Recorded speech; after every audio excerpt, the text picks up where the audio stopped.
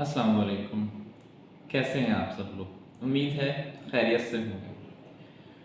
गुज़िश्ता दिनों आउटडोर में हमारे पास एक 5 माह के बच्चे को इस हालत में लाया गया। बच्चे को बुखार, सांस में तंगी और खांसी की अलामत थी। बहरहाल ज़रूरी सवालात पूछने के बाद हमने उसको इस कैद से आज़ाद करवाया, उसका तफसीली मुआयना किया और क्योंकि उसको दाखिले की ज़रूरत थी तो हमने उसको वार्ड में एडमिट कर लिया।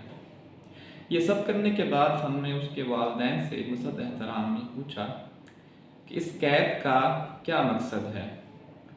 तो उसके वालिदैन कोई तसल्ली बख्श जवाब तो ना दे सके, मगर जैसा कि उनको बड़ी बूढ़ी ख़वातीन ने बताया था कि इससे क्योंकि बच्चा हरकत कम करता है तो उसकी छाती को आराम मिलेगा और उसकी सांस में जो तंगी है उसमें आराम आ जाएगा।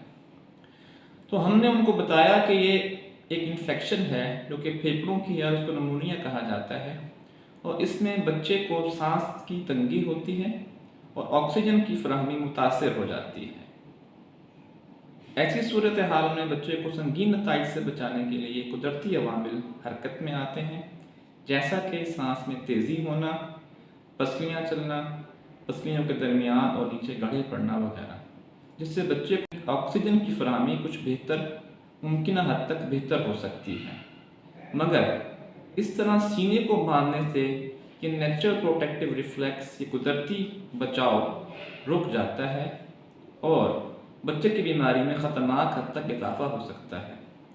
बल्कि बाज़ औक़ात तो नौज़ायदा और शीरखार बच्चों में ये बीमारी जानलेवा भी हो सकती है, क्योंकि 5 साल से छोटे बच्चों में मौत की सबसे अहम वजह नमूनिया है।